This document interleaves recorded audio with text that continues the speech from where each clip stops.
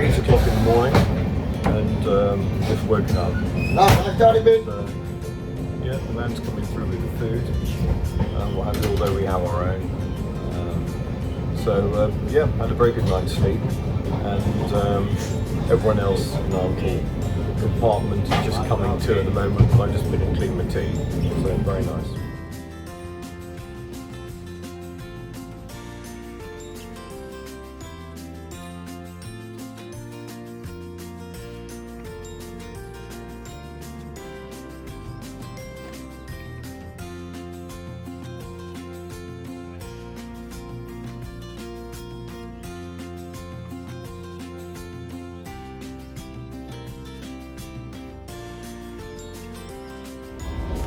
Tell us how you slept.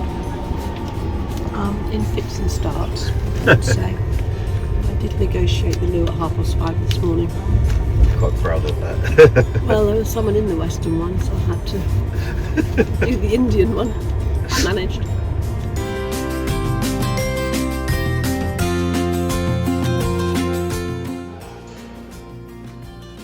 Hi guys, welcome back to Nichols on Tour.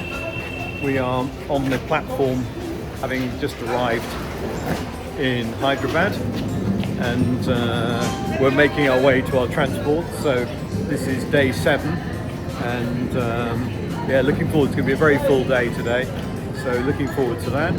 And don't forget guys, if you're enjoying it, subscribe, give us comments, thumbs up, etc. All helps the channel, and we shall catch up with you shortly.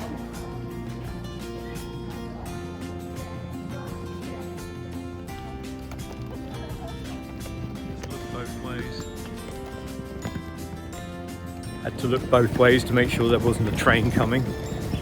Yeah, we seem to have made our way across the railway line and finding our way to our coach.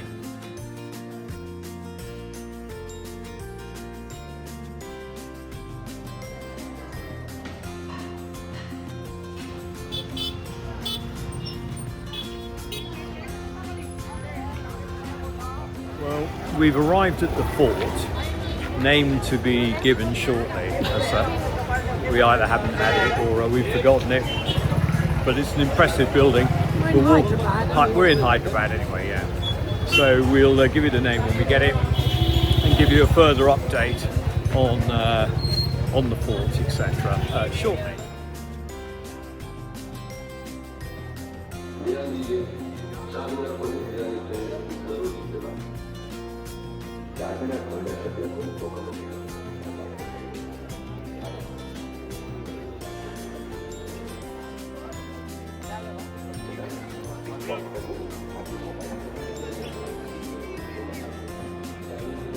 Time to click the pictures.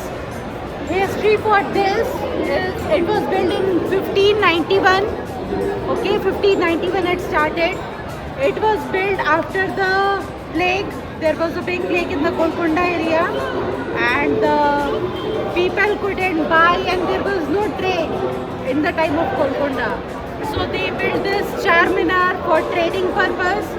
Charminar means 4 minarets, that is 1, 2, 3, 4. It used to have a mosque in the upside, but it is closed now, and that is the oldest mosque here.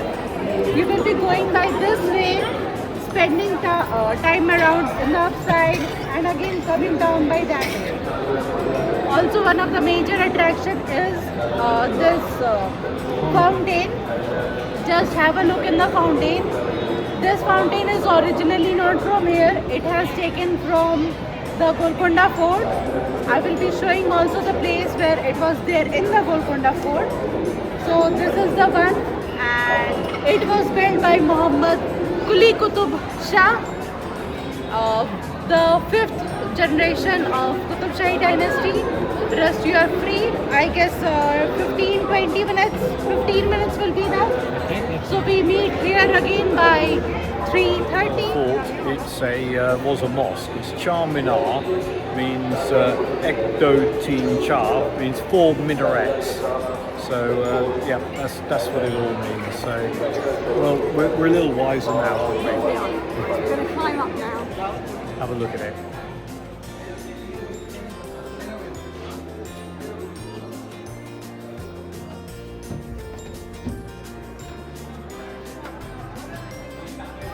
Well, we made it. It's a bit of a steep climb, but we're here at last for the view. I think this was a mosque up here, but it's since been closed.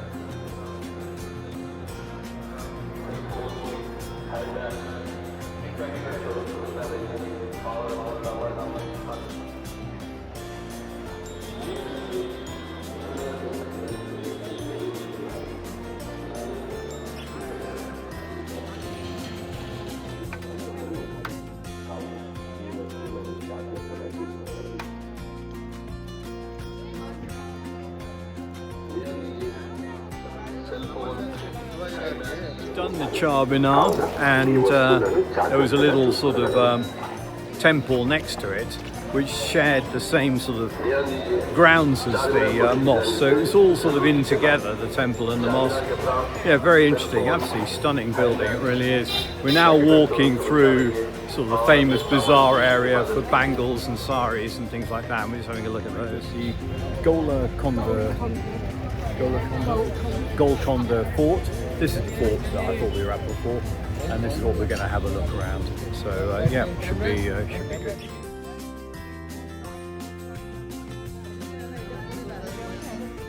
There's a demonstration of the clapping, so that if you stand right below the diamond shapes in the archway here, in the doorway here, the clapping sort of resonates. You stand about 10 feet out, and it just doesn't resonate at all. So it's a very, and they use that for signalling around the fort. So they could, one clap for this, two claps for that.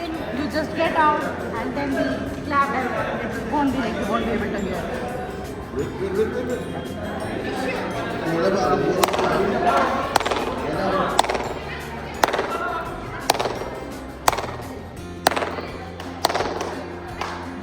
you hear it? You just go back a little more. Just go back a little more.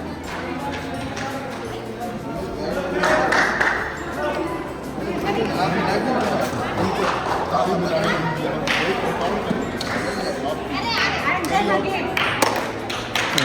Yeah. You guys getting the point? Yeah.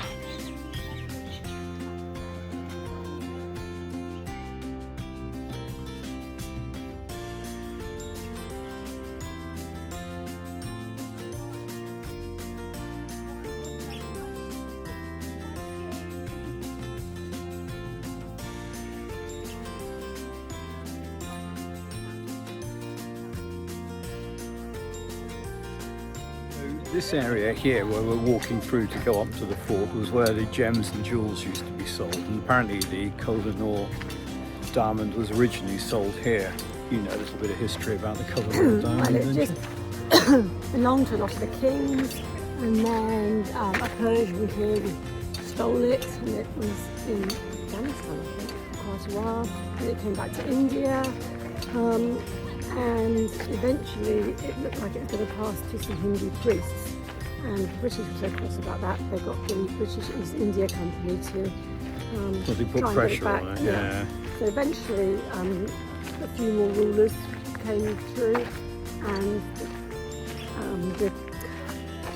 it was a 10-year-old prince. Well, the British persuaded, a 10-year-old prince to sign away all rights. They imprisoned his mother Yeah. and got him to sign away his rights to not only to his crown and his title, but also to the diamond, and it went to Queen Victoria.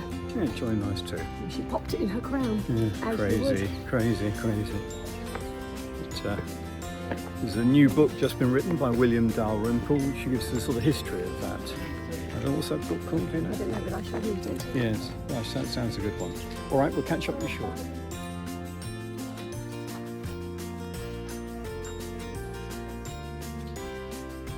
Area here is the barracks area, and then on the walls there are some little sort of stone things hanging down with holes where they used to put the sort of lit braziers in to light the barracks. I'll just give you a picture of that now.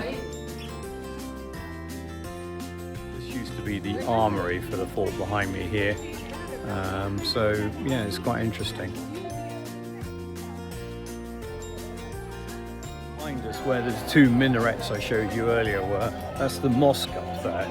And that's the safest position because it's right up at the top. Well, the attackers wouldn't attack. Well, they wouldn't attack a mosque, yeah. And so just below that is where they stored all the grain and food because they knew it wasn't going to be attacked. So the attackers would attack everywhere else, but not that area and not the safe area where the food was. So it was a very good tactic and what have you. So yeah, onwards we go. The Queen used to have their bath here, hot and cold water. And then all the way around the room in those little alcoves, they had oil lamps with jewels and gems behind them to reflect. So it was like a sort of a shimmering, lit up rainbow colours. Yeah, lovely. Very nice. They looked after themselves well, didn't they? Ceiling with the 6 diamonds in each corner, so 6666, gave the same echo that we had earlier when you clapped, sort of resonated like that, so they could use that for sort of signalling and warning.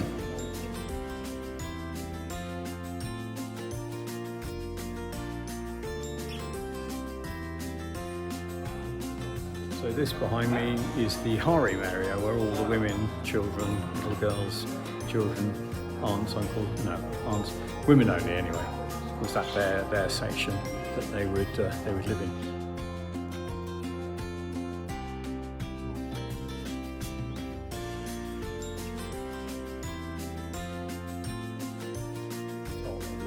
You'd need to go on the king would go on a palanquin, I think he said. Like a chair. Like a chair, sedan chair. And there would be the short men at the front and the tall men at the back to counteract the slope. Coming down. And then coming down, they'd swap round. So it's a pretty interesting way of doing it and keeping the king upright. This cannon behind me has got saw marks in it because it's made of 5 different metals, some silver and some gold.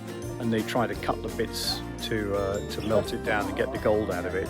And in fact, the very front bits of these cannons are actually missing because they've been cut off and melted down.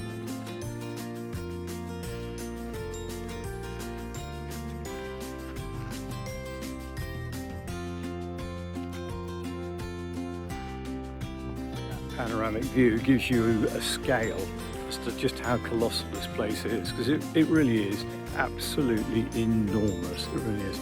So, and forts and things, they are my favourites, forts and palaces. So, yeah, this is right up there, fantastic.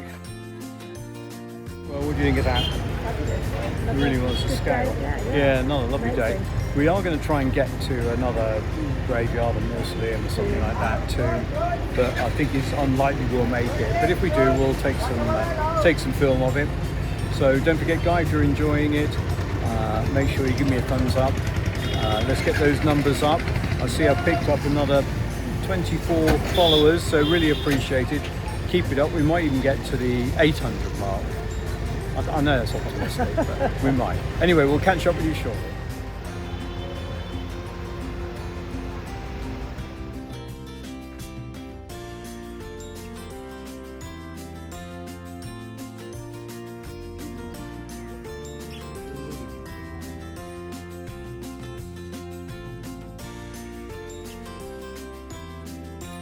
Absolutely huge site, it really is. I mean, we're just going to look at 2 of the mausoleums. There's 3 just here. There's another 3 here. Can't remember, I have to look at the board and see how many there are altogether, but it covers an enormous area, it really is. This is the one to the Fatima. It's white, it's sharp. Oh, well, there we go. Have a quick look inside, take some pictures and come back out.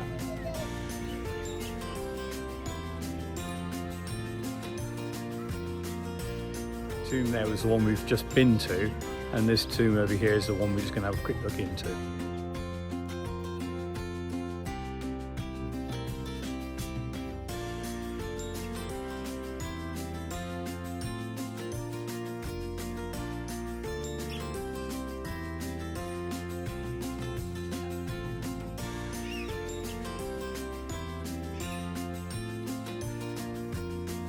me, that board gives you a bit of an idea of what this all looks like from the air. Stunning, it really is.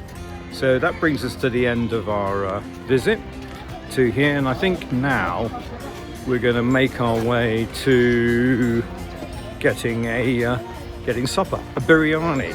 This is the biryani place to have, or the capital of India. Sorry, I had to climb under a rope then. So we're rather hoping that we get something rather delicious for our supper.